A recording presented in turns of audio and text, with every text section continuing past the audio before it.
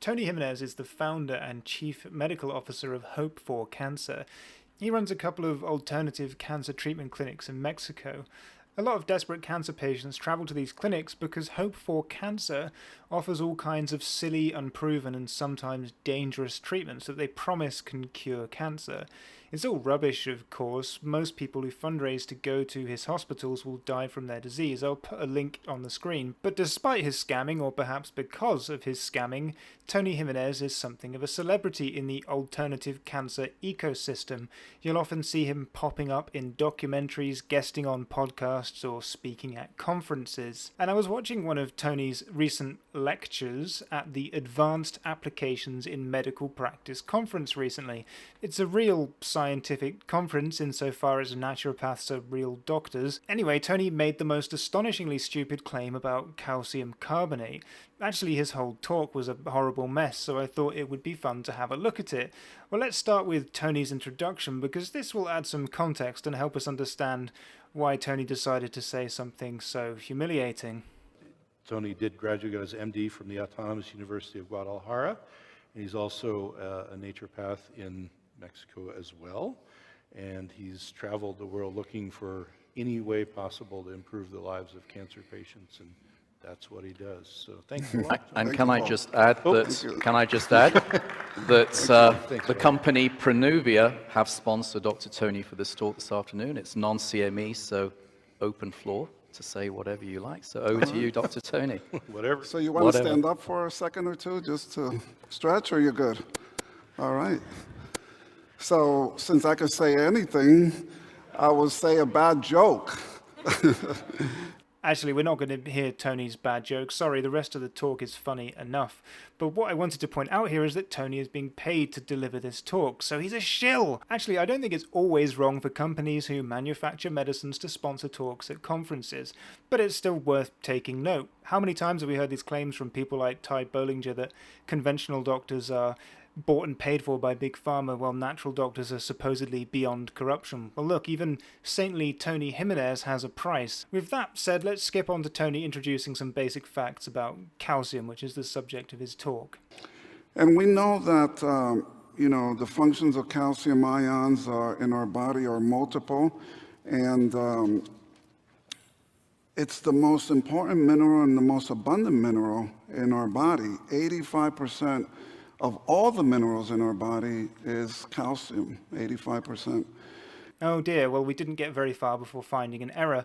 Calcium is the most abundant of the minerals in our body, but it makes up about 40% of those minerals. But this isn't really the silly thing that Tony said about calcium. Far from it. Let's carry on a bit further. And so what we need to remember here, and you'll hear it over and over, is that this function of calcium signaling causes our cells to dysfunction. This function of calcium signaling causes our cells to dysfunction. Well, hold on a minute. If we have dysfunction of calcium signaling, there's already cellular dysfunction. Seems like Tony is invoking a problematic causal loop. But anyway, this kind of broad statement about calcium signaling and cellular dysfunction, it might seem smart, but at the end of the day, any nutrient that's essential for a functioning human cell can be linked to any disease, because all diseases are mediated through cells, and no component of a cell works in isolation from the rest of it. You could pick any element here. Let me give an example. Dysfunction of phosphorus metabolism causes our cells to dysfunction. Oh, well, I'm a genius. Anyway, we're going to skip over Tony waffling on about the various links between calcium and different human diseases. I could do this bit way better. And let's just cut straight to what he's selling, because that's actually the interesting part of this talk. So it's really a technological revolution in calcium delivery, and it's called anti-orbital ionic calcium, AIC.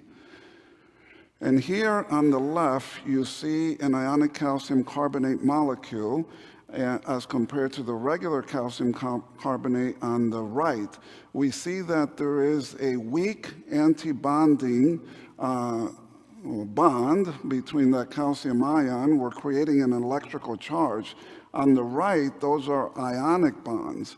And so this is why when we take calcium supplements, a lot of it is not absorbed. it just, settles in the interior vessels and other tissues, and that creates a problem at long term. So it's 200 times more soluble, 3 times faster in signaling chemical reactions, and we get osteoblastic synthesis. Okay, so what is being sold here is something called anti-orbital ionic calcium, and Tony compares this AIC to what he calls regular calcium carbonate. And to a casual listener, this might sound like a fairly innocuous claim. Okay, so there's a new kind of better calcium carbonate. But what Tony said here is outrageous. It's ludicrous. It's insane. You can't have differently bonded types of calcium carbonate at the level of the individual molecule. What does that even mean? And the information on this slide is just bonkers as well. On the left, there's a structure of AIC, which is just an unusual rendering of calcium carbonate. But on the right, that's a molecule that doesn't exist. It looks like it's drawn a covalent bond between the calcium and the oxygen, and the label says strong bonding, no net electrical charge, and that's supposed to be regular calcium carbonate. It's just a meaningless drawing. It doesn't represent anything in chemistry, it can't exist, and it's exactly the kind of thing you'd draw in a high school chemistry exam and your teacher would laugh at you. So these two structures and that brief explanation is really all the detail Tony gives, and the rest of the talk is him just extolling the benefits of this anti-orbital ionic calcium.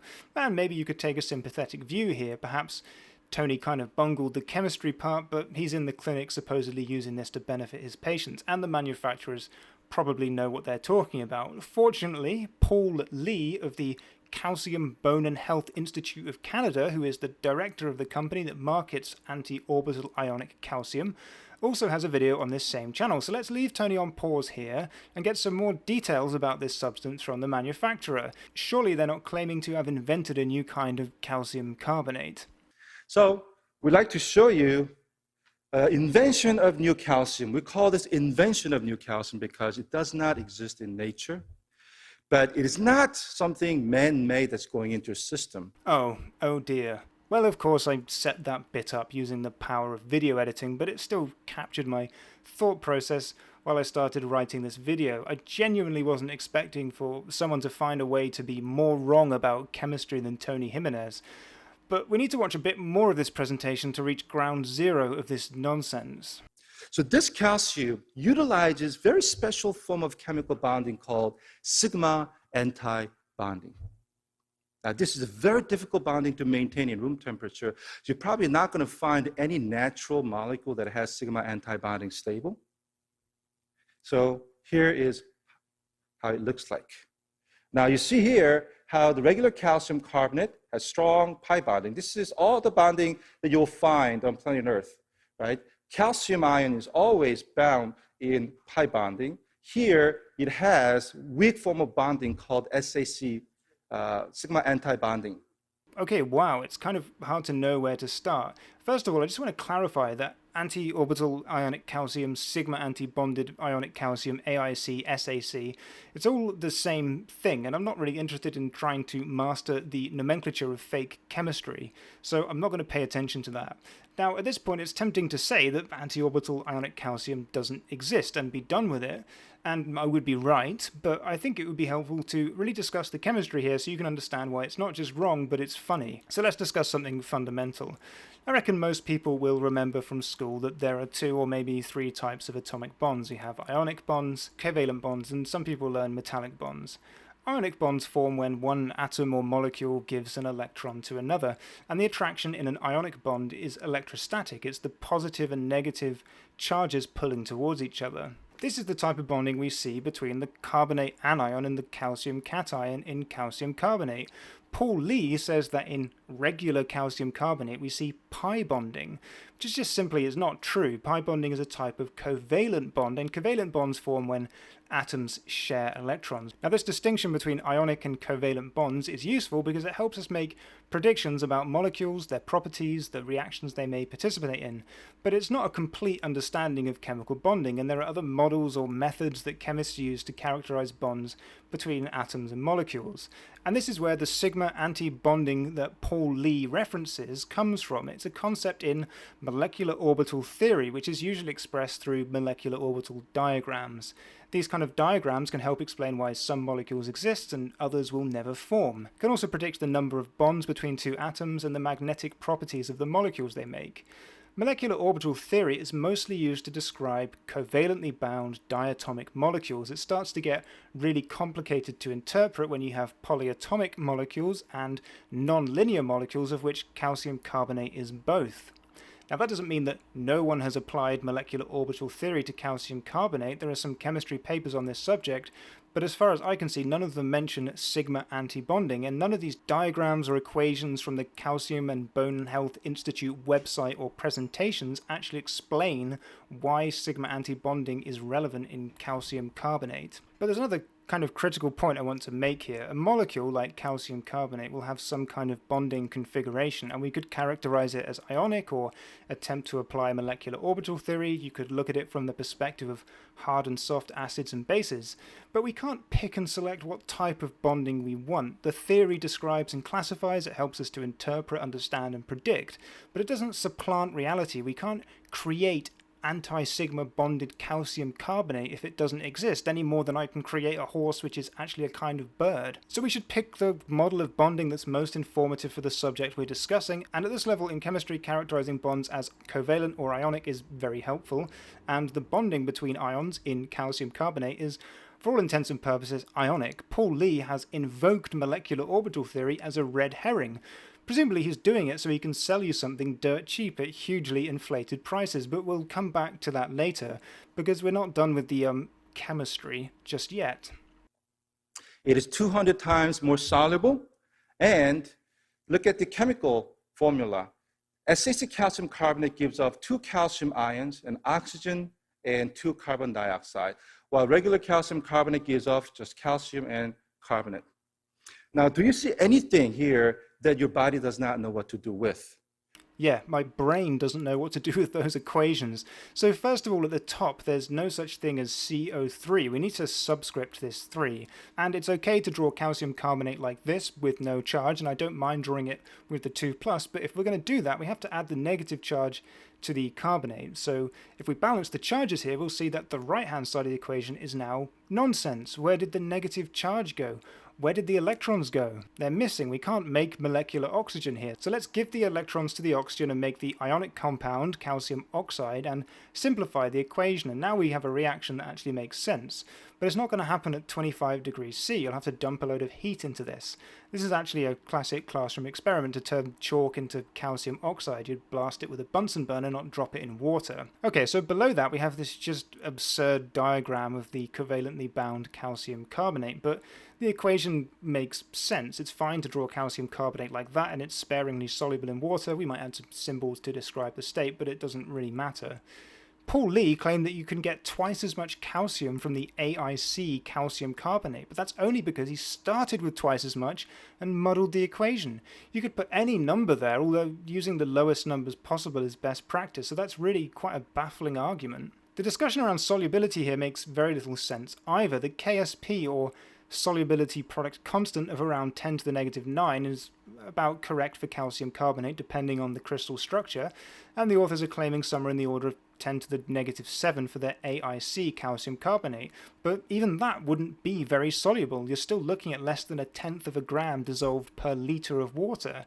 And if they cared so much about solubility, they could just pick a different salt of calcium. Calcium sulphate is approved for use as a supplement, and is way more soluble than even the authors' made-up number for their sigma antibonded calcium carbonate.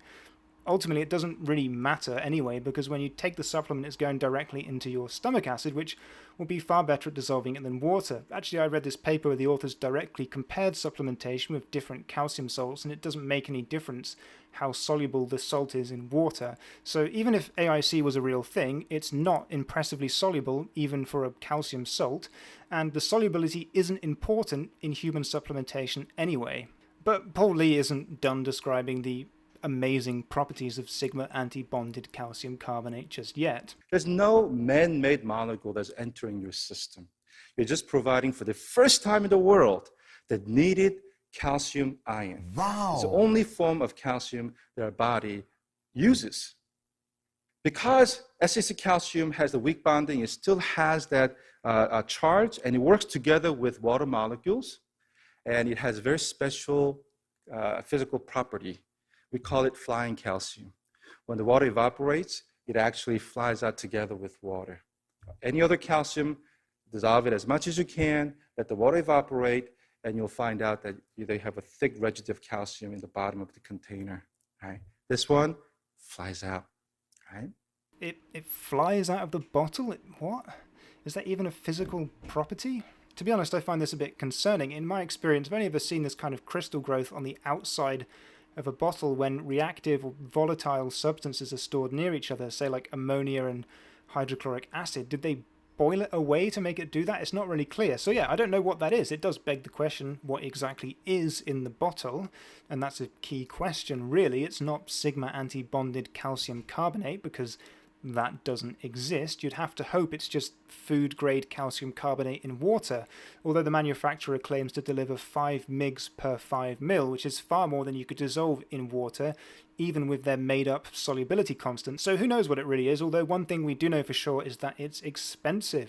Through various outlets, the Calcium Bone and Health Institute, or Pronuva, is selling this crap for hundreds or thousands of dollars, with names like Alzicell or packages like the Brain and Health Bundle. I don't think you have to be a genius to figure out what these names are implying. And there's really no shortage of grandiose medical claims and equally sweeping disclaimers littered all over these presentations and websites. And about those medical claims, well, I've only found 2 research papers on this substance, and it's not good news. So I was quite surprised to find anything published at all, and this is an apparently credible medical journal. Anyway, in the first article, the researchers operated on rats to remove their ovaries. This kind of surgery mimics menopause and induces osteoporosis, the weakening of bones. And the researchers wanted to figure out if feeding the rats sigma anti-bonded calcium carbonate could slow the progression of the disease. Well, apparently the answer was yes, and perhaps that isn't surprising. Calcium supplementation is often recommended to older women, although the benefit in humans is disputed and the results of this paper aren't exactly mind-blowing. What's really missing here is a control group of just normal calcium carbonate. They certainly haven't proven that sigma anti-bonded calcium carbonate is anything special in this study. The second study is actually quite alarming. The researchers fed mice different concentrations of sigma anti-bonded calcium carbonate and monitored their health over a few weeks. And let me read from their conclusion. In this 4-week repeated dose toxicity study, SAC was confirmed to induce serious nephrotoxicity and cardiotoxicity at very low doses. That's right, this miraculous medicine recommended by Dr. Tony was shown to be toxic to the heart and kidneys. That's really worrying. In fact, in the group given the highest dose, the mice experienced severe emaciation and 70% died in 3 weeks. This study was later retracted on a technicality because the lab in which it was conducted didn't conform to good laboratory practice. I actually think this is an odd decision.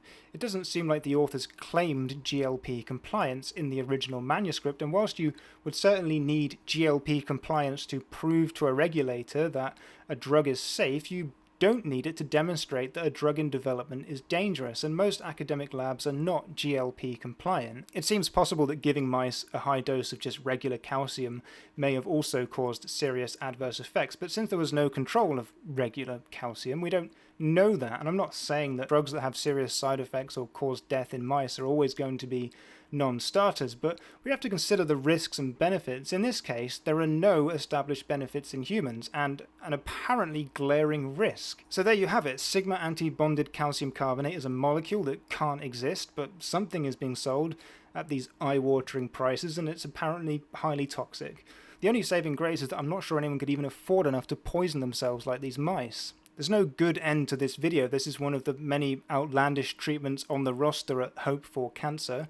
Tony Jimenez is an idiot. He'll believe anything with a flashy product container, and it seems like he'll say anything just as long as you pay him. He doesn't understand this talk he's giving. He's just clumsily meandering his way through the slides that Prenuvia gave to him. Oh, and I know some of you want to hear Tony's joke, so I'm actually going to play it now. So since I could say anything, I will say a bad joke. And the joke is that, did you hear that today in a Scottsdale bank, calcium was fired? And the reason is they say that he could only make a deposit. Yeah, funny guy. I actually made another video breaking down one of Tony's ventures into discussing biochemistry of Thai Bollinger. I'll put a link to that on the screen as well. So if you enjoyed this video, please use the like button, leave a comment, share the video. I think we all know how YouTube works at this point. I want my channel to blow up, but I'm not going to beg for subscribers halfway through the video. And I want to give a quick update on this channel. I haven't been uploading as frequently recently, and to be fair, I never really do upload that often. I've been busy at my actual job, and I had to put in some effort to finishing a paper which I actually submitted last month, so hopefully the review isn't too arduous. And I wasn't very well for a while, but I've been working on YouTube. I just started a lot of ambitious projects that I haven't finished yet. Also, I have a holiday planned this year. I'm going to cycle coast to coast in the US in May, so I don't know how many videos you can expect from me over the next few months. I need to spend some time at the weekends training for that, and if there's any interest, I might even make a travel blog or vlog. I actually quite enjoy those kind of videos myself, so I may have a go at making one, although I'm not really sure that anyone wants to see me in spandex, so we'll see.